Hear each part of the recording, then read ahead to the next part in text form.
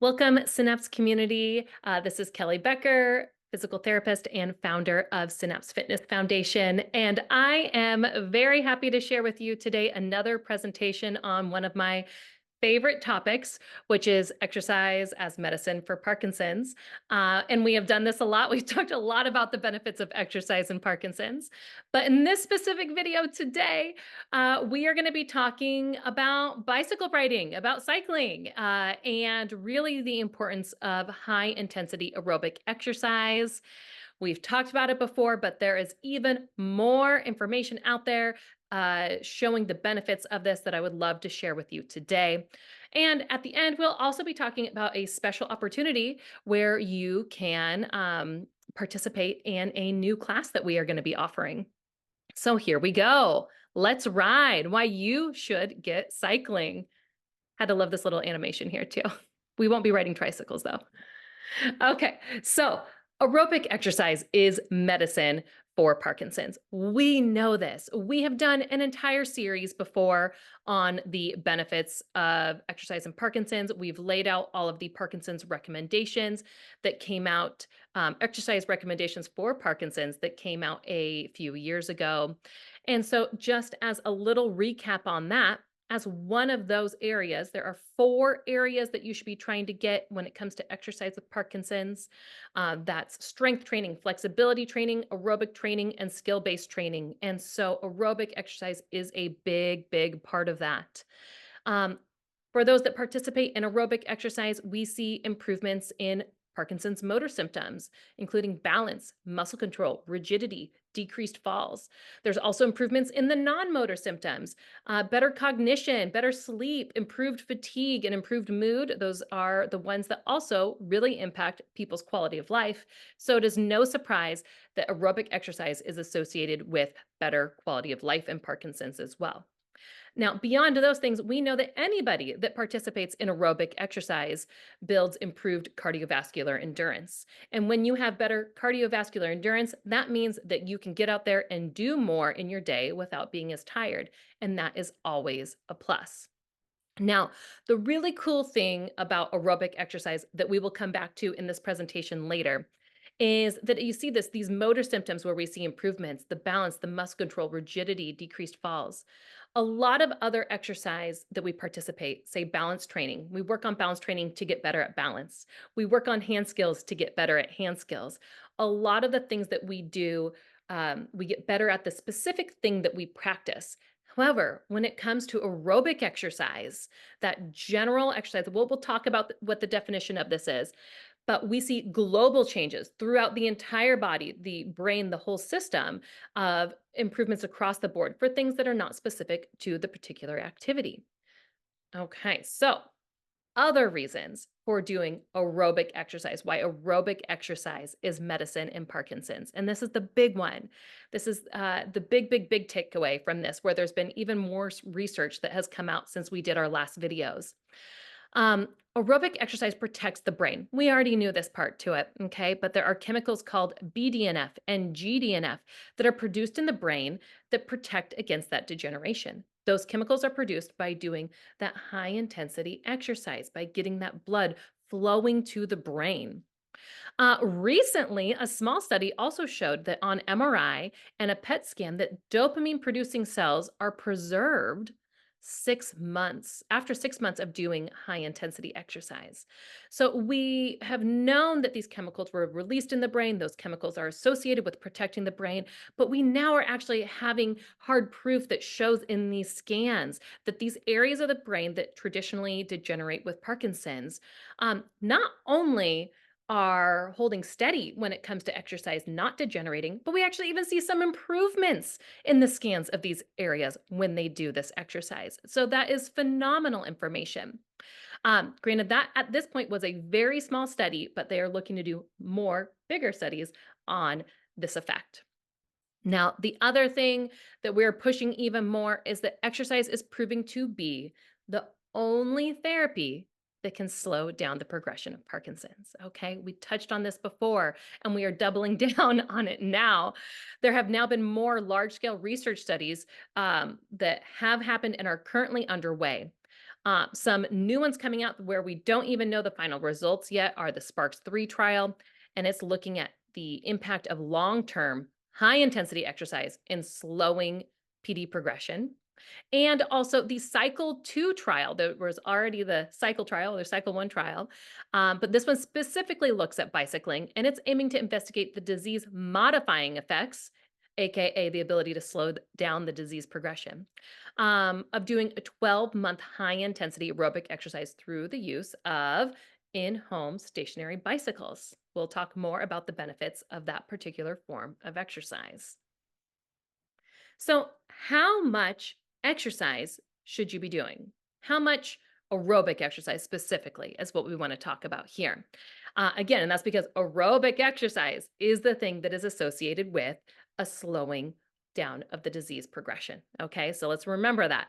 Aerobic exercise is where it is at when it comes to this particular goal. There are many other goals, but slowing the progression, we want aerobic exercise. So, the ACSM and Parkinson's Foundation guidelines recommend doing 3 days a week for 30 minutes, for 30 minutes at a minimum. Okay, so that's the baseline of what you should be doing. This is what we talked about in our prior videos of the recommendations that came out. And in that, they said that this should be at a moderate to vigorous intensity.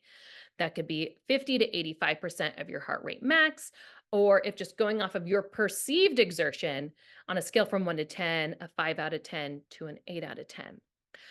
Now, there is also a wonderful article called The Universal Prescription for Parkinson's Disease, Exercise. And in this, the authors recommend something very similar, but let's say just turned up a little bit, okay? So in this article, they looked at a lot of the trials that have already been done on aerobic exercise and disease modification for Parkinson's. And again, the aim of this specifically was disease modification. From that, their recommendations are engaging in 3 days a week of exercise at 30 to 40 minutes, so just a little bit longer, okay, as the main exercise set. So when we say that, that means that maybe you do a warm up, 5 to 10 minute warm up, a cool down of 5 to 10 minutes. But we're talking about the time when you are really going at this higher intensity should be those 30 to 40 minutes, okay?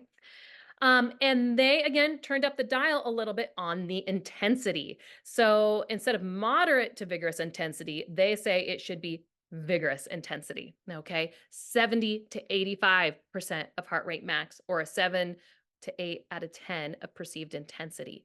Again, this is for those disease modifying benefits. Okay. Of course, we get benefit as we talked about in our last presentation on aerobic exercise. There's benefit to doing any amount, any form of aerobic exercise. But if you really want to make an impact on the progression of this disease, we need to be aiming for a vigorous intensity here.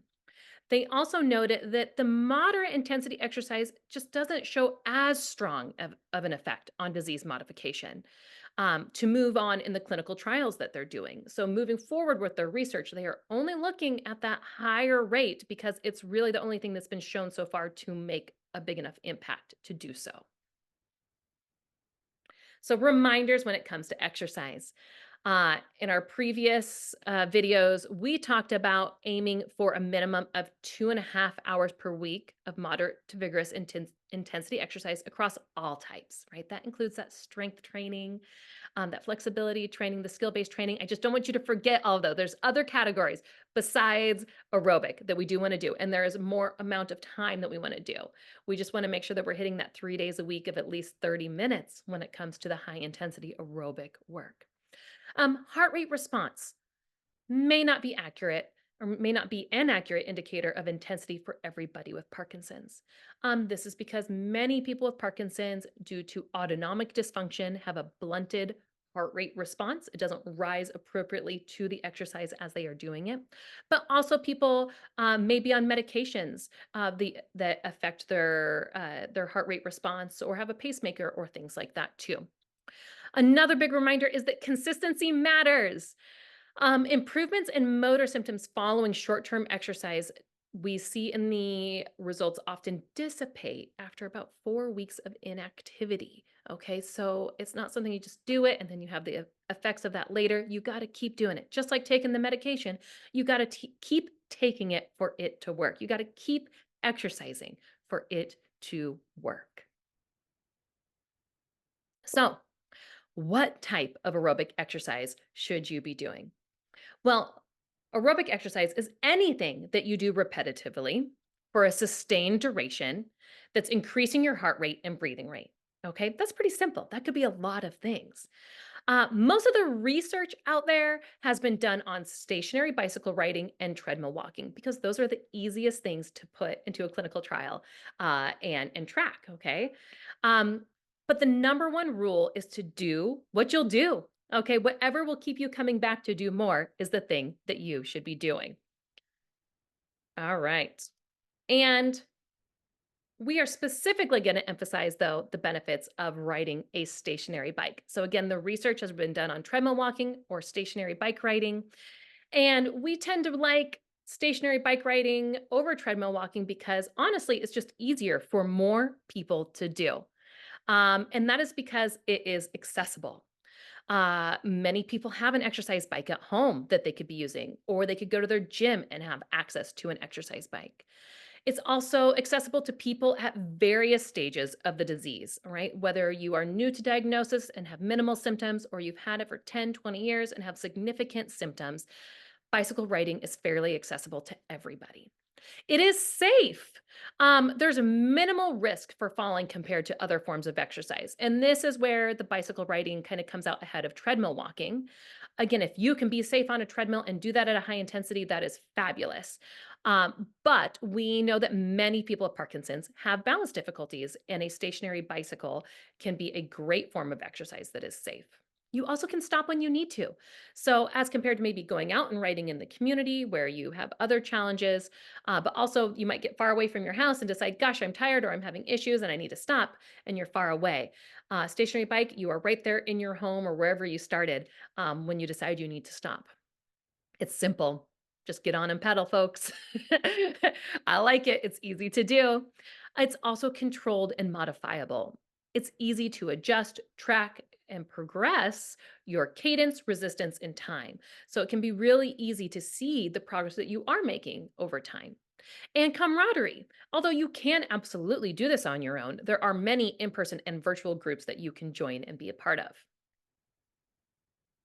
So, again, we talked about really what we're saying here is that high intensity aerobic exercise is a thing that is really important. And stationary bicycle riding is a great way to do that. But there have been some studies specifically on bicycle riding that show some really great improvements that we want to talk about also. One of the programs that we'll be talking about in a moment is Pedaling for Parkinson's. And they are a program that is now being operated by the Davis Finney Foundation. And it is a fantastic program that has a lot of research building behind it. And participants in that program who ride 3 days a week over 8 weeks at 80 revolutions per minute for 40 minutes have shown improvement in their PD related symptoms by as much as 35%. 35%. That's huge. Okay. That's just doing 8 weeks of this program. But notice it's at high intensity. 80 RPM is a pretty high pedaling pace. And they did it for 40 minutes. So it's high intensity. They had the duration. They did it for 8 weeks, but as much as 35% improvement. This is fantastic. There's also research on bicycle riding that has shown improvement in unexpected areas, such as walking, balance, and hand function. Again, we said earlier in one of our first slides that typically we get better at what we practice. So if we want to get better at balance, we practice balance activities. If we want to get better at walking, we practice walking activities. But in this case, we have seen that just bicycle riding will translate over into improvements in these other areas that were not even practiced. And so that is a fantastic thing to note and know that, hey, wow, if I do this one thing, I can get better at a lot of things and potentially slow the progression of this disease. Win, win, win. So if you are new to cycling, here's some things to keep in mind and ways to progress. So this maybe seems overwhelming at first, like, gosh, especially if you're new to exercise and you haven't gone to this, and this is a lot of specifics about how much, how intense, how often. Well, in the cycle trials that they did, they had a really nice little spreadsheet about how to progress exercise that they did. So first, talk to your medical provider about starting any new medical or any new exercise program that you do. The next thing you want to do before other things is just focus on frequency. Just try to build up to doing 3 sessions per week. Okay. Then, once you can do 3 sessions per week, let's look at adding in some intensity. Can you start increasing that pedal pace, maybe up to 75 RPMs or higher? After you can do that consistently, then let's look even more intensity. Are you getting your heart rate up? Is it in that 70 to 85%? Or if you're not going off of heart rate, your perceived exertion, are you working out at a 7 out of 10 or an 8 out of 10? Which also means you should not be able to hold a conversation with somebody. You should be working out and breathing so hard that you can only get a few words out while you are working out. Okay, so you might have to pedal faster than those 75 RPMs, or it might be slower, who knows? But that's the next goal of trying to get that intensity. Once you can do that, then let's look at the duration, okay? Try to hold that for 30 to 45 or more minutes on each ride. If you can do all that, then you get to have fun with playing with other things that will keep you engaged, like different types of rides or classes that you could be a part of to keep it interesting. So, the big goal here is get riding, do more high intensity aerobic exercise, dust off your bike at home if you have one. I know a lot of you do. You tell me you do. Ride the bike at the gym if you don't have one at home. Join a cycling class at your gym. A lot of them have classes that aren't specific to Parkinson's, but are spin classes that are offered. So go check out one of those if it feels right for you. Um, and if you're looking for something specific to Parkinson's, look for a pedaling for Parkinson's class that is offered in person or online. So you can go to the Davis Phinney Foundation at dpf.org, click into their programs and on Pedaling for Parkinson's, and they have a feature where you can search for classes near you. Now, in our area in Albany, Oregon, there are no local in-person classes, although there could be in the future. But through Synapse Fitness, we are going to be starting a virtual Pedaling for Parkinson's class that will be offered on Tuesdays and Thursdays. We are hoping this October. And it will be on the Davis Phinney Foundation website. So people from all over the country can come and participate with us as a fantastic way to get more aerobic exercise. If you would like more information on that, visit the Davis Phinney Foundation website or reach out to us for more information. That's all. Hope you get writing. This video is brought to you by Synapse Fitness Foundation, a nonprofit empowering people with Parkinson's to live their best lives through exercise, education, and connection to others. The presenter of today's video is Dr. Kelly Becker, physical therapist and founder of Synapse Fitness Foundation. If you found today's video useful, please click the like button and forward this video onto somebody that you think would find this useful. Thank you.